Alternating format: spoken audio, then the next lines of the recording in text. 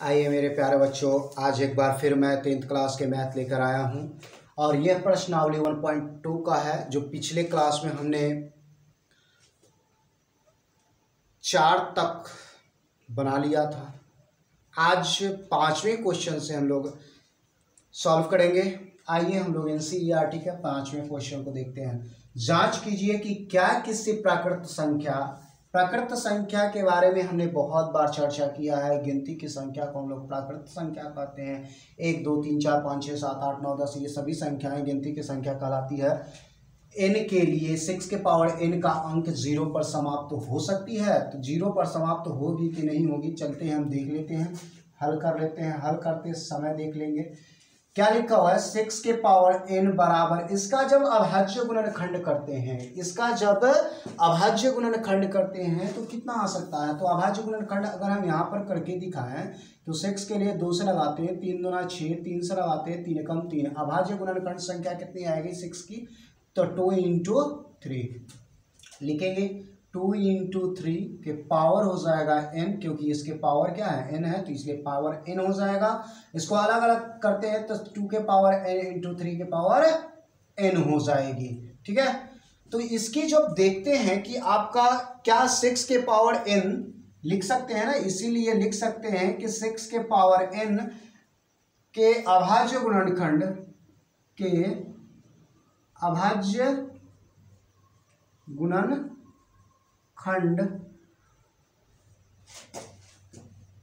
5 क्या है, 5 नहीं है। अभाज्य गुणनखंड में कर देते हैं, में 5 नहीं है। ठीक है, 5 नहीं है। तो जब 5 नहीं होगी, 5 अगर हो जाती तो इसकी संख्या 6 5 30 हो जाती। सपोज यहाँ जैसे ऐसे रखा होता कि 6 गुणा 5 अगर लिखा हो तो 2 गुणा कर दे 5 गुणा 3, तो ये वाली संख्या लास्ट की संख्याओं को हम लोग अगर गिने तो 30 आ जाएगी। लास्ट की संख्या क्या हो जाती है 0। अगर 0 पर समाप्त होती तो हम कह सकते थे कि इसकी प्राकृत संख्याएं, हमारी अंक जो है वह 0 पर समाप्त होती है। ठीक है, आइए हम लोग लिखते हैं। इसीलिए हम लोग कह सकते हैं, इसीलिए कह सकते हैं हम लोग कि 6 के पावर n 5 से विभाजित नहीं होगी, 5 से विभाजित नहीं होगी। इसलिए 6 के पावर n 5 से क्या है, 5 से विभाजित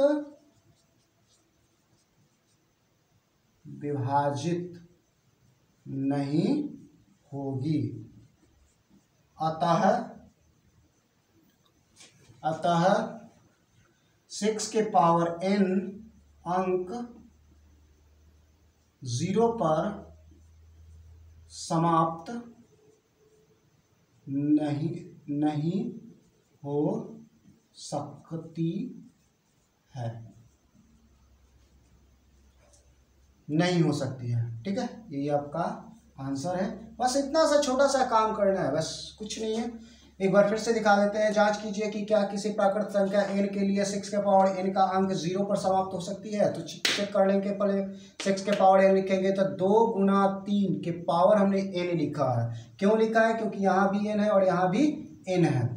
इसीलिए कि इसकी अभाज्य गुणनखंड 6 का अभाज्य गुणनखंड करने के बाद हमारा जो पावर रहेगा जो का त्यों लिख दिया हमने। अब इसको अलग अलग कर लेते हैं तो 2 के पावर n 3 के पावर n।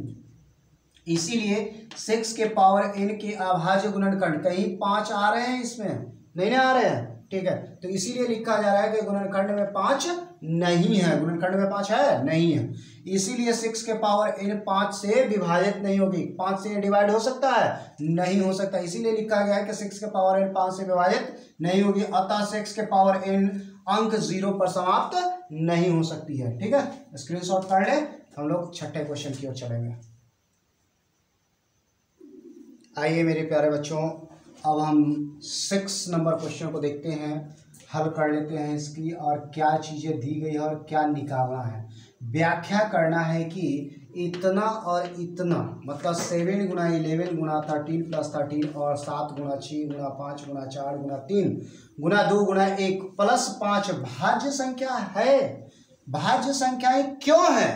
तो जब एक दूसरे को हम गुणा में ला देंगे तब हम कह सकते हैं कि यह संख्या भाज्य संख्या है, क्योंकि एक दूसरे से गुणा में रहने के कारण वह जाकर के क्या कर लेंगे, डिवाइड कर लेंगे। ठीक है, आइए हम लोग हल कर लेते हैं। 7 गुणा 11 गुणा 13 प्लस 13 और क्या दिया हुआ है बाबू, और दिया हुआ है 7 गुणा 6 गुणा 5 गुणा 4 गुणा 3 गुणा 2 गुणा 1 प्लस 5। देखिए दोनों में 13 है। ठीक है बाबू, तो 13 को कर लेते हैं कॉमन, तो आ जाएगा 7 गुणा 11 प्लस 1।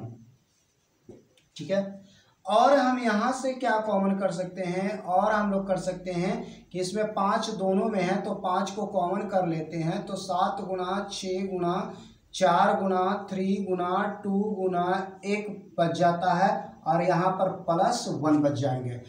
11 में चलते हैं, 13 गुणा 17 गुणा 7 11 गुणा 7 11 7 77 प्लस 1 और 5 7 6 42 3 गुना 6 हो गया, 6 चौको 24 में 42 से गुणा करेंगे तो 1008 आता है। ठीक है, और प्लस 1 कर देना है यहाँ पे। अब इसको जोड़ेंगे तो हमारे पास आ जाएंगे 13 गुणा 78 और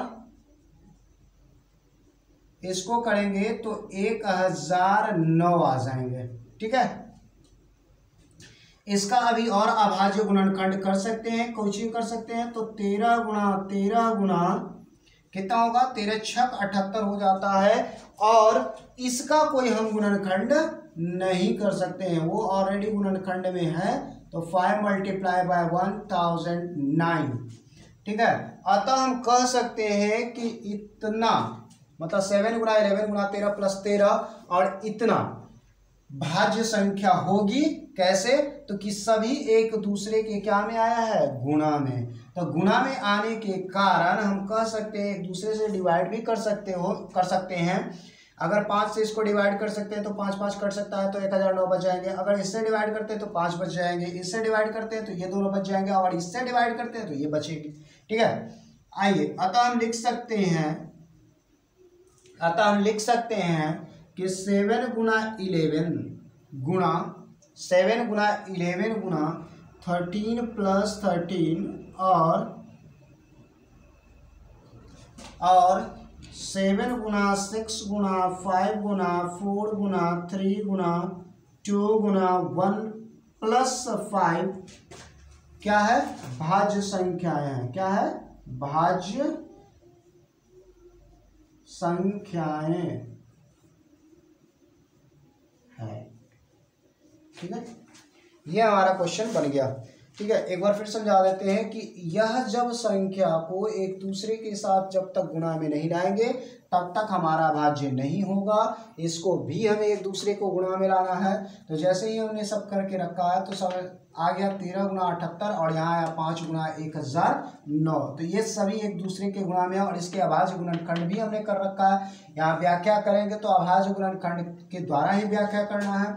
और 5 गुणा इतना ये अभाज्य गुणनखंड है, इससे ज़्यादा टूटने वाला नहीं है, इसलिए हम कह सकते हैं कि ये और ये भाज्य संख्याएं है। ठीक है, अभी एक और क्वेश्चन आपका बचा हुआ है 1.2 का, जो 7वां क्वेश्चन है, नेक्स्ट में करते हैं। ठीक है, स्क्रीनशॉट कर लें। चलो आइए हम लोग 7वें क्वेश्चन की ओर चलते हैं, और अंतिम क्वेश्चन है आज हमारे क्लास का भी और प्रश्नावली 1.2 का भी। चलिए आइए हम लोग क्वेश्चन को देखते हैं। किसी खेल के मैदान, एक खेल का मैदान है कि चारों ओर मतलब एक चारों ओर खेल के मैदान एक वृत्ताकार पथ बनाया गया है। मतलब ये वृत्ताकार पथ है। ठीक है, एक वृत्ताकार पथ है। इस मैदान का एक चक्कर लगाने में मतलब यहां से सपोज यहां से चलना शुरू कर दिया। ठीक है, ए पॉइंट से सोनिया 18 मिनट लगता है। मतलब इधर ऐसे चलने में सोनिया को ऐसे ऐसे रोटेट करने में सोनिया को कितना टाइम लगता है, 18 मिनट।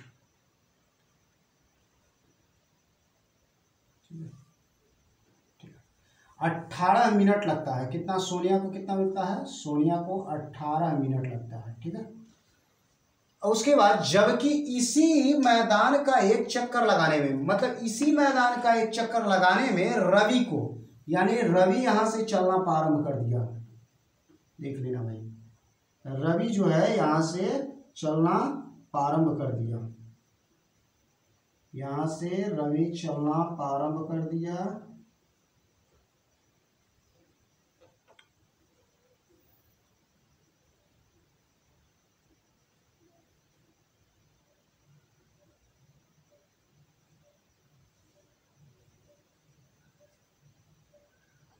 ठीक है, रवि चलना प्रारंभ कर दिया। ये रवि को इंडिकेट कर रहा है। देख लो भाई, ये सभी रवि को इंडिकेट कर रहा है। डॉट बिंदु जो है रवि को इंडिकेट करते जा रहा है। ठीक है, मतलब रवि। और ये वाले जो हैं वह सोनिया।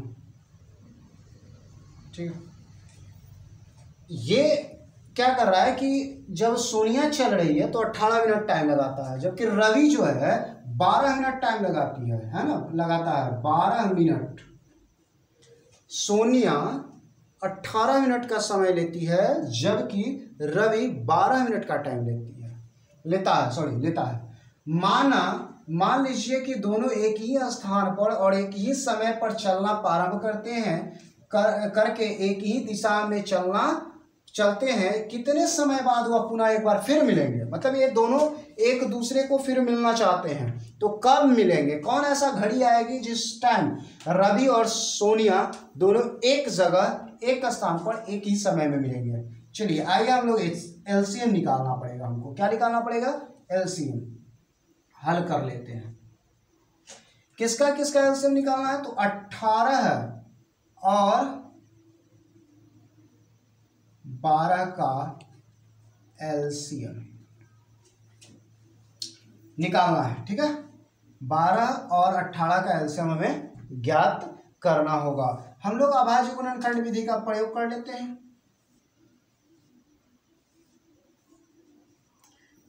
9 दूनी 18, 3 से 3 तिया 9, 3 से 1 3। 18 के लिए लिख सकते हैं 2 गुणा 3 गुणा 3, 6 गुणा 2, 3 दूनी 6, 3 1 3। 12 के लिए लिखा जाएगा 2 गुणा 2 गुणा 3। इसीलिए एलसीएम 18,12 बराबर 2 गुणा 2 गुणा 3 गुणा 3। देखिए जो चीज़ें कॉमन है, जैसे सपोज ये दोनों कॉमन है तो एगो 2 ले लिए, ये वो 3 कॉमन है तो एगो 3 ले लिए, फिर यहाँ से 2 बच गया और यहाँ से 3 बच गया, जो लिख दिए हैं। 3 3 9 9 दूनी 18, 18 दूना 36। तो हम लिख सकते हैं अतः ठीक है, इसे यहाँ पर नज़र नहीं आया होगा थोड़ा सा। ठीक है, तो इसके लिए हम लोग कहाँ लिखें? अतः हम लिख सकते हैं कि अतः हम लिख सकते हैं कि कितने समय बाद वह पुनः प्रारंभिक स्थान पर मिलेंगे। तो लिखेंगे कि अतः 36 मिनट बाद पुनः प्रारंभिक स्थान पर मिलेंगे। उम्मीद है कि आप लोगों को समझ में आया होगा। ठीक है, उम्मीद है आप लोगों को समझ में आया होगा अच्छे तरीके से। आज के लिए बस इतना ही क्लास रहेगी। आज स्क्रीनशॉट आप कर लें, उसके बाद थोड़ा सा होगा। देखिए बच्चों, होता क्या है ना कि हम लोग जितने भी विद्यार्थी पढ़ते हैं उन सभी के सामने एक चीज़ें होती है कि 10वीं क्लास भाई कोई ज़्यादा चीज़ें नहीं है। 10वीं क्लास बहुत हौला भी ले लेते हैं कुछ बच्चे, और कुछ बच्चे इतने हाव भाव में ले लेते हैं, पूरे बागडोर में ले लेते हैं कि मतलब उतना। बहुत सारे बच्चे हैं ना बहुत भारी ले लेते हैं कि ये सिलेबस बहुत भारी है, बहुत ये है, बहुत वो है। और स्पेशली मैथ बहुत आसान है बाबू 10th क्लास का, जो बहुत अच्छे तरीके से कर सकते हो, जो आराम से पढ़ो, सिंपल पढ़ो और ज़्यादा टेंशन ना ले, अच्छे तरीके से आप रिजल्ट ला सकते हो। ठीक है, ज़्यादा कुछ नहीं कर सकते हैं। ठीक है, अगले नेक्स्ट क्लास में हम लोग देखेंगे अगले चैप्टर के बारे में। ठीक है, थैंक यू।